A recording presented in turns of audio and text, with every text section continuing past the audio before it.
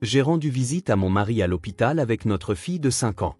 Après avoir quitté la chambre, ma fille a serré ma main et a chuchoté. « Maman, il y avait plein de choses étranges sous le lit de papa. » Quand une infirmière a appelé mon mari hors de la chambre, nous avons regardé sous le lit. Au moment où j'ai vu ce qu'il y avait là, le sang s'est glacé dans mes veines.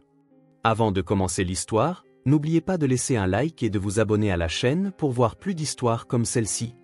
L'automne à Cambridge, dans le Massachusetts, était ma saison préférée de l'année. Les feuilles d'érable prenaient des couleurs éclatantes et bordaient les trottoirs, tandis que les voix joyeuses des enfants résonnaient depuis les fenêtres de l'école primaire. Je m'appelle Nathalie Harris et j'enseigne en classe de CE2 à l'école publique de cette ville. Mon mari, Brent, est architecte. Il est spécialisé dans la restauration de vieux bâtiments et a participé à plusieurs projets de préservation historique à Boston. Pendant les vacances, il nous arrivait d'emmener notre fille de 5 ans, Sophie, voir les bâtiments sur lesquels il avait travaillé. Sophie écoutait attentivement les explications de son père, les yeux pétillants, en disant « Papa, tu es incroyable ». De l'extérieur, je pense que notre famille avait tout de l'image du bonheur. Le week-end, nous faisions des pique-niques dans le parc du quartier, allions voir des films pour enfants au cinéma et partions parfois en voiture dans la banlieue de Boston. Sophie était d'une curiosité sans fin, nous bombardant de questions où que nous allions. Mais Brent répondait patiemment à chacune d'entre elles. Une seule chose jetait une ombre sur notre quotidien, le cœur de Brent. 3 ans plus tôt, on lui avait diagnostiqué une arythmie cardiaque et il avait subi une opération pour lui implanter un stimulateur cardiaque. À l'époque, il y avait eu des nuits où l'inquiétude m'empêchait de dormir, mais l'opération avait été un succès. Depuis, Brent menait une vie normale, tout en se rendant à des contrôles réguliers à l'hôpital. Le médecin nous avait dit, tant que vous le gérez correctement, il ne devrait y avoir aucun problème. Et en effet, Brent faisait attention à sa santé et n'oubliait jamais de prendre ses médicaments. Je faisais confiance à mon mari. C'est le genre de personne qui sait prendre soin de lui-même. Mais un mardi après-midi, tout a basculé. J'étais en train de donner un cours de mathématiques lorsque mon téléphone portable a sonné. D'habitude, je ne réponds pas en classe, mais quand j'ai vu le nom sur l'écran, mon cœur a fait un bond. C'était Marc, un collègue de l'entreprise de Brent. « Nathalie, restez calme. » Brent s'est effondré. Il est en ce moment transporté à l'hôpital Saint-Marie en ambulance. Le sol de la classe a semblé trembler sous mes pieds. Les visages de mes élèves sont devenus flous. J'ai compris. J'arrive tout de suite, ai-je répondu, ma voix tremblant tellement qu'elle ne ressemblait plus à la mienne. J'ai expliqué la situation au directeur adjoint, j'ai fait appel à un remplaçant et j'ai conduit jusqu'à l'hôpital. À chaque feu rouge, ma poitrine se serrait. S'il te plaît, fais qu'il aille bien. Sophie a encore besoin de son père. J'ai besoin de toi aussi. Quand j'ai trouvé Brent aux urgences, il était conscient. Rien que cela m'a apporté un certain soulagement, mais il était pâle et des perles de sueur couvraient son front. Désolé de t'avoir inquiété, a souri faiblement Brent.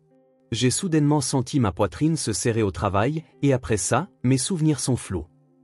Le médecin de garde était une jeune femme qui nous a expliqué, en regardant le dossier, il semble que ce soit une arythmie causée par un dysfonctionnement du stimulateur cardiaque. Le stress au travail pourrait aussi être un facteur. Brent m'a regardé d'un air désolé. Récemment, les dates limites des projets se sont enchaînées et j'ai dû faire plusieurs nuits blanches. Je crois que j'ai trop tiré sur la corde. Le médecin l'a regardé avec bienveillance. Nous devons ajuster les réglages de votre stimulateur. Par précaution, veuillez rester à l'hôpital quelques jours afin que nous puissions vous surveiller. J'ai serré la main de Brent. Ça va aller. Tu vas vite te rétablir. Mais cette fois, tu dois vraiment te reposer correctement. Ce soir-là, je suis allé chercher Sophie à la maternelle et je l'ai amenée à l'hôpital. En voyant son père allongé dans le lit d'une chambre privée, Sophie a agrippé ma main avec anxiété. « Papa, tu n'aimes pas l'hôpital ?» a demandé ma fille d'une petite voix. Brent a souri. « Je vais bien, Sophie. Papa va vite guérir et rentrer à la maison. D'ici là, aide maman, d'accord ? » « D'accord. Sophie sera sage, » répondit fermement ma fille en hochant la tête. À ce moment-là, notre famille était optimiste. Nous pensions qu'une fois le stimulateur ajusté, il pourrait sortir immédiatement. Personne n'imaginait que ce n'était que le début d'un cauchemar. Mais même après 3 jours d'hospitalisation, l'état de Brent ne s'améliorait pas. Au contraire, les vertiges, l'essoufflement et les palpitations irrégulières persistaient. Le médecin pencha la tête en marmonnant, « C'est étrange. Le stimulateur lui-même fonctionne normalement. Chaque jour après le travail, j'emmenais Sophie à l'hôpital. Brent était frustré de se voir faiblir de jour en jour, répétant « Ce n'est pas normal. Je suis désolé de vous inquiéter autant. » Je lui répondais que ce n'était pas sa faute, tout en me reprochant au fond de moi de ne pas avoir remarqué plus tôt l'épuisement de mon mari. J'aurais dû l'aider davantage à réduire son stress. Une semaine après son admission, un vendredi soir, mon téléphone a sonné bruyamment. C'était l'hôpital. Brent était entré en détresse respiratoire et avait été transféré en soins intensifs. J'ai laissé Sophie à ma mère, qui habite à côté, et j'ai conduit toute la nuit. Un médecin à l'air grave m'attendait devant l'unité de soins intensifs. Il est temporairement stable, mais nous ne pouvons pas baisser la garde. En voyant mon mari allongé dans son lit à travers la vitre, les larmes ont coulé. « S'il te plaît, ne meurs pas. Ne nous abandonne pas. » Le lendemain matin, Brent a repris connaissance. En voyant mon visage, il a esquissé un sourire qui semblait au bord des larmes. « Ça va. Je n'abandonnerai pas. Pour Sophie, et pour toi aussi. » Quand j'ai amené Sophie lui rendre visite, ma fille a été effrayée en voyant le visage émacié de son père. « Papa, ça fait mal ?» a-t-elle demandé en larmes, et je l'ai serrée dans mes bras. Papa fait de très gros efforts en ce moment. Nous devons être fortes, nous aussi. Mais les médecins n'arrivaient pas à identifier la cause. Nous avons également contacté le fabricant du stimulateur, mais ils affirment qu'il n'y a aucun problème avec l'appareil. Il doit y avoir un autre facteur. J'étais au bord du désespoir. Pourquoi mon mari devait-il endurer cela? Avions-nous fait quelque chose de mal? Mon Dieu, s'il vous plaît, dites-le-moi. 2 semaines s'étaient écoulées depuis son admission. Brent avait été transféré des soins intensifs à une chambre normale, mais ses symptômes restaient instables. Les bons jours, il pouvait s'asseoir et sourire, mais le lendemain, il souffrait de nouveau. Tel un yo-yo, l'espoir et le désespoir alternaient. Pourquoi cela arrivait-il? Quelle en était la cause? Je posais sans cesse la question au médecin, mais la réponse était toujours la même. Nous sommes vraiment désolés. Nous faisons tous les tests possibles, mais nous ne parvenons pas à identifier une cause claire. Ma meilleure amie, Megan, est venue me rendre visite. Elle travaille comme infirmière dans un autre hôpital et s'y connaît bien en médecine. Après être sortie de la chambre, elle m'a suggéré à voix basse dans le couloir, « Nathalie, pourquoi ne pas demander un deuxième avis dans un autre hôpital? Peut-être qu'avec une perspective différente, ils trouveront quelque chose. » J'ai hésité. Ce que disait Megan était certainement juste, mais les médecins de cet hôpital travaillaient si dur pour mon mari. J'étais réticente à l'idée de paraître nier leurs efforts. Je veux faire confiance à cet hôpital. Les médecins font vraiment de leur mieux, ai-je répondu. Megan a posé sa main sur mon épaule avec inquiétude. Je comprends. Mais si la situation ne change pas, pense-y, Sophie a commencé à manquer de plus en plus souvent la maternelle. Le matin, quand je lui disais « Allons à l'école aujourd'hui », ma fille secouait la tête. « Maman, je veux voir papa. Papa est seul. » Quand elle disait ça, je ne pouvais pas refuser. Emmener Sophie à l'hôpital était devenu notre nouvelle routine. Ma fille passait du temps au chevet de son père à colorier ou à lire des livres d'images. Brent semblait réconforté par la présence de sa fille. « Quand Sophie est là, ça me donne de l'énergie », disait-il. Un jeudi, j'avais une réunion à l'école que je ne pouvais absolument pas manquer. J'ai appelé ma mère et je lui ai demandé d'emmener Sophie à l'hôpital. Je viendrai juste après la fin de la réunion. Peux-tu la surveiller jusque-là? Ma mère a accepté sans hésiter. Ce soir-là, je me suis précipité à l'hôpital après la réunion. Quand je suis entré dans la chambre, ma mère et Sophie étaient là. Sophie était assise par terre, en train de dessiner avec des crayons de cire. « Maman !» Sophie a couru vers moi. « Tu sais quoi? Le docteur a appelé papa et il est sorti. Il a dit qu'il reviendrait tout de suite. » Je vois. Sophie a été sage? Oui. Tu sais, maman, il y avait un truc bizarre sous le lit de papa. Un truc bizarre, ai-je demandé nonchalamment. C'est probablement du matériel hospitalier. N'y touche pas, d'accord? A ajouté ma mère. C'est vrai. Sophie jouait à faire rouler une balle sous le lit et elle a semblé trouver quelque chose. Mais je ne l'ai pas laissé y toucher. Je n'y ai pas prêté beaucoup d'attention. Il y a toutes sortes d'équipements médicaux dans les hôpitaux, il ne serait donc pas étrange qu'il y ait quelque chose sous le lit. J'étais plus préoccupé par les résultats des examens de mon mari. Cette nuit-là, l'état de Brent s'est brusquement aggravé. Juste après que je sois rentré à la maison et que j'ai mis Sophie au lit, l'hôpital a appelé il avait eu une grave arythmie et avait été ramené en soins intensifs. J'ai de nouveau laissé Sophie à ma mère et j'ai conduit jusqu'à l'hôpital. Le médecin qui attendait devant l'unité de soins intensifs avait un air plus grave que jamais. Ce n'est pas normal. Il doit y avoir un facteur externe. Le stimulateur lui-même n'a aucun problème. Pourtant, les symptômes s'aggravent à ce point. C'est insensé. Un facteur externe? Qu'est-ce que c'est? Qu'est-ce qui fait du mal à mon mari? Ma voix tremblait. Nous ne savons pas, mais nous envisageons la possibilité que quelque chose interfère avec le stimulateur. Une interférence magnétique ou? Le médecin parlait avec précaution, choisissant ses mots. Le lendemain matin, Brent s'est miraculeusement stabilisé et a été ramené dans une chambre normale. Mais mon anxiété n'a pas disparu. Quelque chose s'attaquait à mon mari. Ces mots ne quittaient pas mon esprit. J'ai appelé Megan pour lui demander conseil. Les stimulateurs cardiaques sont sensibles aux aimants, n'est-ce pas? Ai-je demandé. C'est exact. L'exposition à de forts champs magnétiques peut provoquer des dysfonctionnements, mais il ne devrait y avoir aucune source magnétique dangereuse à l'intérieur d'un hôpital.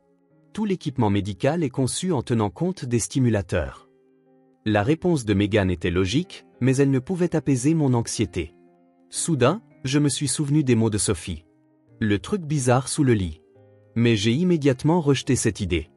Elle avait du mal voir. C'était probablement du matériel médical, des câbles ou quelque chose du genre. Le lundi soir, j'ai décidé de passer la nuit dans la chambre d'hôpital. Brent dormait, mais l'anxiété m'empêchait de trouver le sommeil. Vers 2 heures du matin, je me suis dirigé vers le distributeur automatique dans le couloir. Le couloir était silencieux. Seule la lumière du poste des infirmières éclairait l'espace sombre. J'ai acheté de l'eau au distributeur et j'étais sur le point de retourner dans la chambre quand j'ai remarqué une silhouette debout devant la porte de Brent. C'était une femme en uniforme d'agent d'entretien. Mais la femme ne nettoyait pas. Elle se tenait juste là, fixant la porte de la chambre de Brent. Sentant quelque chose d'anormal, je l'ai interpellée. Excusez-moi. La femme s'est retournée, surprise. Un masque et une casquette cachaient la majeure partie de son visage, mais on ne voyait que ses yeux. Dans ses yeux habitait une émotion étrange. Du ressentiment, ou peut-être de l'obsession.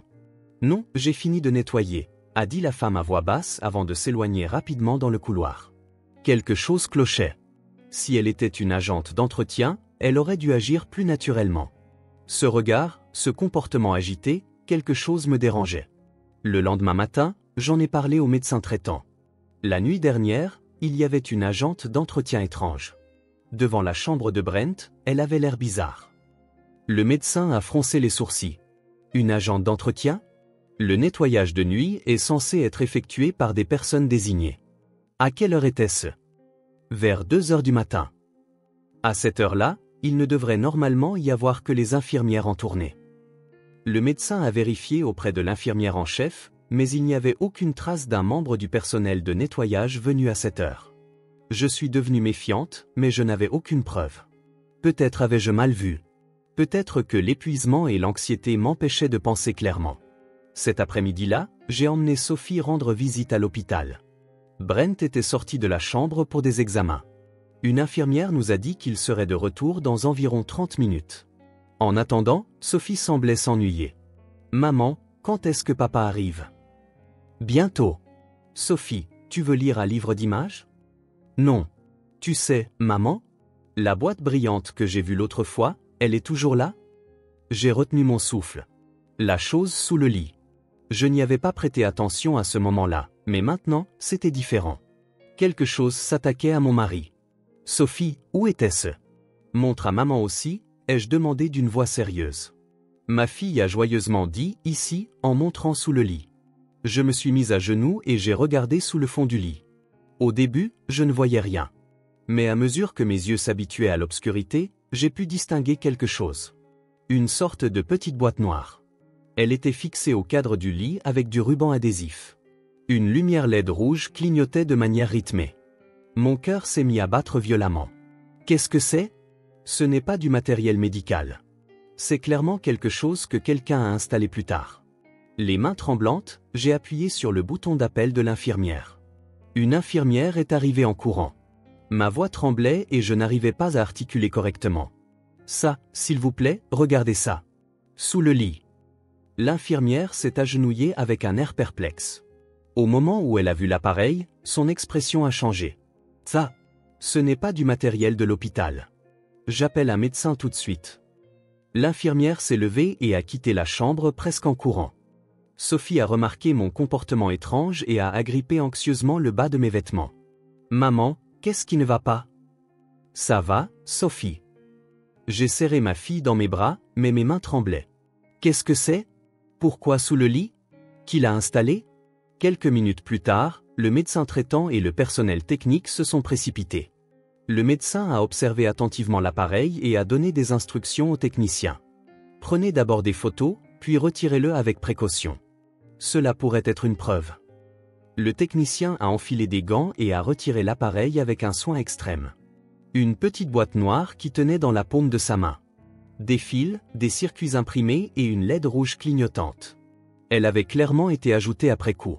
Le technicien a commencé à examiner l'appareil. Son visage est devenu progressivement plus sombre. C'est un générateur de champ magnétique. Il est conçu pour générer par intermittence un champ magnétique assez puissant. Le médecin a eu le souffle coupé. Une interférence avec le stimulateur cardiaque. C'était donc ça, la cause. Dans mon esprit, toutes les pièces du puzzle se sont assemblées. L'aggravation inexpliquée des symptômes de Brent, la confusion des médecins et l'agente d'entretien suspecte au milieu de la nuit. Quelqu'un faisait intentionnellement et systématiquement souffrir mon mari. Qui? Pourquoi ferait-il une chose pareille? Ma voix tremblait de larmes. Le médecin a répondu avec une expression grave. C'est clairement un crime. Nous allons contacter la police immédiatement. Cela pourrait être une tentative de meurtre. Tentative de meurtre. Au moment où j'ai entendu ces mots, mes genoux se sont presque dérobés. Quelqu'un essayait de tuer mon mari d'une manière si insidieuse. Sophie ne comprenait pas complètement la situation, mais elle sentait la tension parmi les adultes. « Maman, j'ai peur », a-t-elle murmuré doucement. J'ai serré ma fille très fort. « Ça va aller. Tout va bien se passer maintenant. » 30 minutes plus tard, la police est arrivée. L'inspecteur Harrison, un détective expérimenté d'une 50aine d'années, a écouté notre histoire. Il a posé des questions d'une voix calme. « Quand votre mari a-t-il été admis à l'hôpital? » Il y a 2 semaines. Il s'est effondré au travail et a été transporté en ambulance. Comment étaient ses symptômes après son admission? Au début, je pensais qu'il irait mieux. Mais de jour en jour, son état empirait. Même les médecins ne trouvaient pas la cause, ai-je répondu en essuyant mes larmes. Avez-vous vu des personnes suspectes? J'ai eu le souffle coupé. Oui. Hier soir, vers 2 heures du matin, j'ai vu une agente d'entretien étrange dans le couloir, devant la chambre de Brent. Elle se tenait là, sans rien faire. Les yeux de l'inspecteur Harrison se sont aiguisés. Une agente d'entretien. Quelles étaient les caractéristiques de cette personne? Une femme. Son visage était caché par un masque et une casquette, mais ses yeux, ils n'étaient pas normaux. Quand je l'ai interpellée, elle est partie en panique. Le détective a contacté le service des ressources humaines de l'hôpital. Il a vérifié la liste du personnel de nettoyage de nuit. Le nettoyage de nuit est effectué par une femme nommée Emily Jones. Puis-je voir une photo? En regardant la photo envoyée par les RH, j'ai secoué la tête. Non.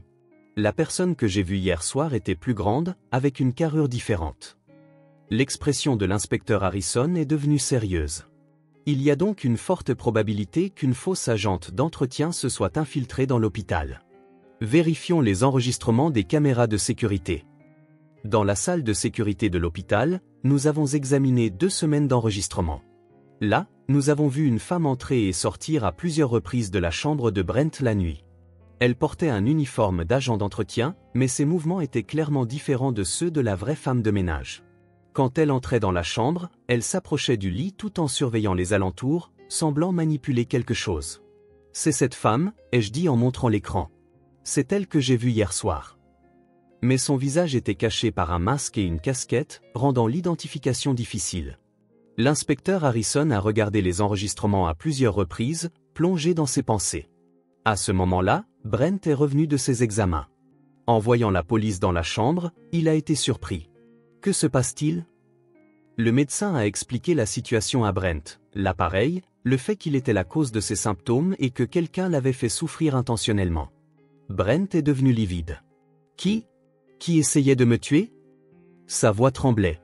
Je me suis précipité au chevet de mon mari et j'ai pris sa main. Je ne sais pas, mais c'est fini maintenant. L'appareil a été retiré. Tu es en sécurité. L'inspecteur Harrison a commencé à interroger Brent. Avez-vous une idée? Quelqu'un avec qui vous auriez eu des problèmes par le passé? Des conflits au travail? Des problèmes financiers? Quelqu'un qui pourrait vous en vouloir? Brent a réfléchi désespérément. Non, je ne vois personne. Je suis architecte. Le travail se passe bien. Je n'ai eu de grosses disputes avec personne. Et dans votre vie privée? Dans vos amitiés ou? Le détective a choisi ces mots avec soin. Des relations amoureuses, des problèmes? Je n'ai pas pu m'empêcher d'intervenir. Et tes petites amies avant notre mariage? Quelqu'un qui pourrait t'en vouloir? Brent a hésité un instant. J'ai senti quelque chose dans cette expression. Il y a longtemps, je suis sorti avec une femme nommée Olivia. Mais c'était il y a presque 10 ans, a dit Brent à contre-cœur. C'était avant de te rencontrer. J'ai pris la main de mon mari et j'ai demandé « Pourquoi avez-vous rompu ?» Ça s'est juste estompé, en quelque sorte. C'est moi qui ai mis fin à la relation. Ça ne marchait plus avec elle. Brent m'a regardé dans les yeux. Quelques mois après, je t'ai rencontré. L'inspecteur Harrison a pris des notes en demandant « Quelles sont ses coordonnées actuelles ?» Je ne sais pas. Je n'ai eu aucun contact avec elle depuis notre rupture. S'il vous plaît, donnez-moi son nom complet. Olivia Thompson, a répondu Brent. Le détective a immédiatement contacté son subordonné, lui demandant de localiser Olivia Thompson. Nous avons attendu les résultats. 30 minutes ont semblé une éternité. Puis le téléphone portable du détective a sonné. Il a eu une courte conversation et a raccroché. Une expression de surprise est apparue sur son visage. Olivia Thompson. Nous l'avons trouvée. Étonnamment, elle travaille dans cet hôpital. Brent et moi nous sommes regardés. Elle est au service de nettoyage, mais elle utilisait un faux nom. Pas son vrai nom, mais Emily Jones. J'ai eu l'impression que tout le sang de mon corps se glaçait. L'ex-petite amie de Brent s'était infiltrée dans cet hôpital sous un faux nom et avait fait souffrir mon mari. Nous allons la retrouver immédiatement, a dit le détective en se levant. Mais malgré les recherches dans tout l'hôpital, Olivia était introuvable. Il n'y avait personne non plus à son appartement. Selon le propriétaire, ce matin-là, elle avait fait ses valises à la hâte et était partie. Elle s'était enfuie, probablement après avoir appris que l'appareil avait été découvert. La police a émis des alertes dans les aéroports et les gares. Quelques heures plus tard, Olivia Thompson a été arrêtée alors qu'elle tentait de s'enfuir à l'aéroport international de Logan. Elle n'a pas résisté, chuchotant doucement, c'est enfin terminé. Le lendemain, l'inspecteur Harrison nous a rendu visite dans la chambre d'hôpital. Olivia Thompson a été arrêtée. Êtes-vous prêt à lui parler? Brent et moi sommes allés au poste de police. À travers la vitre de la salle d'interrogatoire, j'ai vu Olivia pour la première fois. Elle avait l'air hagard, mais je pouvais imaginer qu'elle avait été belle autrefois. Mais ses yeux contenaient une certaine folie. Brent l'a vue et a eu un petit hoquet. Olivia. Elle a fixé Brent de l'autre côté de la vitre. Dans ses yeux, l'amour et la haine se mêlaient. J'ai réussi à articuler « Pourquoi? Pourquoi avez-vous fait ça ?» Olivia m'a lentement regardé. « Parce que vous me l'avez volé. Brent était à moi. Mais vous êtes apparu et vous avez tout pris. » Brent a dit douloureusement « Olivia, c'était déjà fini entre nous. Tu devais l'avoir compris. » Mensonge, la voix d'Olivia tremblait. « Tu m'aimais. Jusqu'à ce que cette femme apparaisse. Nous étions heureux. » J'écoutais, incrédule. C'était il y a 10 ans, n'est-ce pas? Pourquoi maintenant? Des larmes ont coulé des yeux d'Olivia. J'ai attendu tout ce temps que vous rompiez. Mais vous aviez l'air si heureux et vous avez même eu une fille, alors j'ai voulu vous faire souffrir. Je voulais que vous goûtiez à la peur de perdre quelqu'un de précieux. Dans la salle d'interrogatoire, Olivia a tout raconté. Pendant que l'inspecteur Harrison prenait des notes, ses paroles étaient factuelles, ce qui les rendait d'autant plus effrayantes. Il y a 3 ans, j'ai appris que Brent avait un stimulateur cardiaque. Je l'ai vu sur Facebook dans une publication d'un de ses amis, et c'est là que le plan a commencé. J'ai demandé d'une voix tremblante, il y a 3 ans? Olivia a continué sans me regarder. D'abord, j'ai trouvé un emploi dans cet hôpital comme agente d'entretien. Préparer un faux passé et une fausse identité a été facile. Et j'ai attendu que Brent soit hospitalisé un jour. Brent avait l'air complètement incrédule. Pendant 3 ans, je suis venu à l'hôpital tous les jours en attendant qu'il apparaisse un jour. Et il y a 2 semaines, quand il a été amené en ambulance, je me suis dit, le moment est enfin venu. Il y avait une étrange satisfaction dans la voix d'Olivia. Le détective a demandé, où avez-vous obtenu l'appareil magnétique? Je l'ai acheté sur Internet. Les stimulateurs cardiaques sont vulnérables aux champs magnétiques puissants. Je le savais. Je pensais qu'en fixant l'appareil à l'arrière du lit, je pourrais progressivement nuire à sa santé. Je me suis involontairement levé. Vous essayez de le tuer? Olivia m'a regardé dans les yeux pour la première fois. Je n'avais pas l'intention de le tuer. Je voulais juste le faire souffrir.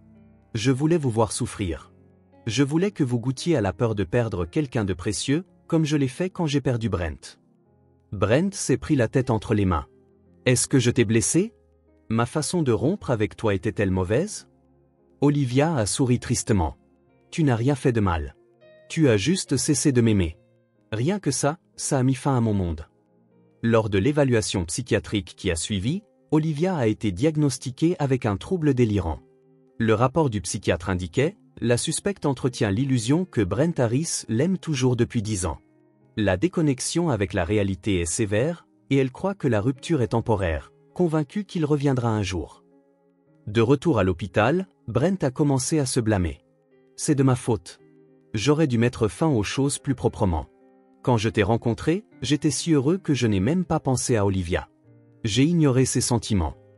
J'ai pris la main de mon mari. Ce n'est pas ta faute. Elle est devenue pathologiquement obsessionnelle. Tout le monde a des relations passées. C'est normal. Mais quelque part dans mon cœur, j'éprouvais aussi des sentiments compliqués à l'idée que le passé de mon mari puisse menacer nos vies de cette manière. Aurais-je dû en demander plus sur le passé de Brent plus tôt? J'ai aussi dû expliquer la situation à Sophie. Après avoir consulté le conseiller de la maternelle, nous avons raconté les faits à notre fille d'une manière adaptée à son âge. Sophie, cette dame du nettoyage, elle essayait de faire du mal à papa. Mais grâce à toi qui as trouvé cette boîte, papa a été sauvé. Sophie a demandé anxieusement, est-ce que cette dame va revenir? Non, la police l'a attrapée. Elle ne pourra plus jamais s'approcher de nous. Ma fille a semblé quelque peu soulagée, mais cette nuit-là, elle a commencé à faire des cauchemars. Je dormais avec elle dans son lit toutes les nuits. Le conseiller a dit, cela prendra du temps, mais votre fille est forte. Elle surmontera certainement cela. Plusieurs mois plus tard, le procès a commencé. La salle d'audience était bondée de spectateurs. Parce que les médias locaux l'avaient largement couvert, l'affaire avait attiré beaucoup de monde. L'avocat d'Olivia a plaidé la responsabilité atténuée en raison d'un trouble mental. L'accusé souffre d'une grave maladie mentale et ne pouvait pas pleinement reconnaître l'illégalité de ses actes. Mais le procureur a fermement contre-attaqué. Les actions de l'accusé étaient extrêmement calculées. Pendant 3 ans, elle a créé une fausse identité, a trouvé un emploi à l'hôpital et a attendu l'admission de la victime. C'est clairement une conduite criminelle avec un jugement rationnel. En tant que victime, j'ai témoigné à la barre. Devant la foule nombreuse assise dans la salle d'audience, j'ai parlé d'une voix tremblante. Pendant ces 2 semaines, chaque jour, j'ai vécu dans la peur que mon mari puisse mourir. Ma fille de 5 ans était effrayée de voir son père s'affaiblir. La nuit, elle pleure à cause de cauchemars, tout ça à cause de son obsession. Olivia n'a pas changé d'expression, même en écoutant mon témoignage. Elle a juste continué à fixer Brent. Brent a également témoigné. C'était fini avec Olivia Thompson il y a 10 ans. Je ne l'aime pas. J'aime seulement ma femme et ma fille actuelle. C'est la vérité. En entendant ces mots, Olivia a montré de l'émotion pour la première fois. Elle a murmuré doucement « mensonge » et s'est couvert le visage de ses mains. Le procès a duré 3 jours. Finalement, le juge a rendu le verdict. L'accusée Olivia Thompson est condamnée à 12 ans d'emprisonnement pour tentative de meurtre. De plus, après sa libération, il lui est interdit d'approcher la famille de la victime. Quand Olivia a entendu le verdict, elle s'est levée et a regardé Brent. « Brent, je t'aime toujours. Toujours, toujours, je t'aime. » Elle a été conduite hors de la salle d'audience en criant. Brent a détourné le regard et a serré ma main très fort. La nuit après la fin du procès, nous avons eu une longue conversation, en tant que mari et femme. Dans notre salon, après que Sophie se soit endormie, nous nous sommes retrouvés face à face. Je veux en savoir plus sur ton passé. Ne cache rien. Dis-moi tout, ai-je dit sérieusement. Brent a pris une profonde inspiration. D'accord, je vais tout te dire. Outre Olivia, il était sorti avec plusieurs autres femmes, mais aucune de ces relations n'avait duré. Il a parlé de chacune d'elles. Sa petite amie de l'université, les femmes qu'il avait fréquentées après être entré dans la vie active. Brent a reconnu qu'il y avait des personnes qui l'avaient blessé. Jusqu'à ce que je te rencontre, je ne connaissais pas le véritable amour. Alors, je voulais oublier le passé. Je voulais que ça n'ait pas existé. Mais c'était une erreur. Des larmes ont rempli les yeux de Brent. J'ai aussi parlé de mon passé, de mon petit ami de l'université, des hommes que j'avais fréquentés après être entré dans la vie active, des raisons pour lesquelles ça n'avait pas marché, de la fin de ces relations. J'ai parlé honnêtement de tout. Les secrets détruisent la confiance, ai-je dit. Ne pas se cacher le passé. Je pense que c'est ça, un vrai mariage. Brent a pris ma main. Je suis désolé. Je l'ai caché en voulant te protéger, mais c'était une erreur. À partir de maintenant, je ne cacherai plus rien. Nous avons aussi commencé à suivre une thérapie de couple. Le docteur Chen, notre conseiller, nous a conseillé d'une voix calme, il est important d'être ouvert sur tout, y compris les relations passées. Les secrets détruisent la confiance. Mais en partageant vos passés, votre lien deviendra plus fort. À chaque séance, notre relation s'approfondissait. Les conversations qui avaient été superficielles auparavant sont devenues plus essentielles. Nous sommes devenus capables d'accepter les faiblesses et les blessures passées de l'autre. La santé de Brent s'est également rétablie. Après le retrait de l'appareil, ses symptômes se sont améliorés de façon spectaculaire. Le stimulateur cardiaque a dû être remplacé une fois par chirurgie, mais maintenant il est complètement stable. Je vais bien maintenant. Plus d'appareil et Olivia est en prison. Nous pouvons enfin retrouver une vie normale, a dit Brent avec un sourire. Mais parfois, il se réveillait en sursaut au milieu de la nuit, suite à un cauchemar. J'ai rêvé qu'Olivia apparaissait dans la chambre d'hôpital, disait-il en tremblant. Je prenais mon mari dans mes bras et je murmurais, c'est fini maintenant. Elle est en prison. Nous sommes en sécurité. Un jour, une lettre d'Olivia est arrivée. De la prison. En l'ouvrant, j'ai trouvé une écriture soignée sur le papier à lettres. Brent, je t'aime toujours. Même si tu dis que tu ne m'aimes pas, je ne peux pas le croire. Quand je sortirai, je veux te reparler. J'attends. Brent a lu la lettre et l'a immédiatement déchirée. Je n'aurai plus jamais rien à faire avec elle. Protéger ma famille. C'est ma seule mission. 1 an a passé. Brent a complètement repris le travail et s'est lancé avec enthousiasme dans de nouveaux projets. J'ai continué à enseigner aux enfants comme avant. Sophie est entrée en première année et allait à l'école avec énergie chaque jour. En surface, nos vies semblaient avoir retrouvé la paix, mais les blessures dans nos cœurs ne guérissaient pas facilement. Brent fait encore des cauchemars parfois. Il y a des moments où je le trouve en train de sursauter au milieu de la nuit, couvert de sueur froide. Je le serre silencieusement dans mes bras. Ça va. C'est fini. Elle est en prison, je murmure, et peu à peu, Brent se calme. Sophie raconte maintenant fièrement à ses amis à l'école, vous savez quoi? J'ai sauvé mon papa. J'ai trouvé un truc bizarre à l'hôpital et c'est comme ça que papa a été sauvé, dit-elle. Ses amis disent, c'est incroyable. Mais parfois, ma fille dit, j'ai fait un rêve effrayant, et se glisse dans notre lit au milieu de la nuit. Nous continuons la thérapie. Le docteur Chen nous encourage en disant, votre fille est forte. Cela prendra du temps, mais elle surmontera certainement cela. Puis 2 ans ont passé, et au printemps, nous avons pris une grande décision. Quittons cette ville, a suggéré Brent. Je veux commencer une nouvelle vie dans un nouvel endroit. M'éloigner du passé et vivre en regardant vers l'avenir. J'ai accepté sans hésitation. Des souvenirs douloureux s'étaient imprégnés dans cette ville. Chaque fois que je passais devant cet hôpital, mon cœur se serrait. Je voulais vraiment tout recommencer dans un nouvel environnement. Nous avons déménagé dans une petite ville du Vermont. Dans cette belle ville verdoyante, Brent a été muté dans un cabinet d'architecture locale et j'ai commencé à enseigner à l'école primaire de la ville. Est-ce que je me ferai de nouveaux amis? A demandé Sophie avec anxiété. Mais dès le premier jour d'école, elle s'est immédiatement fait des amis proches.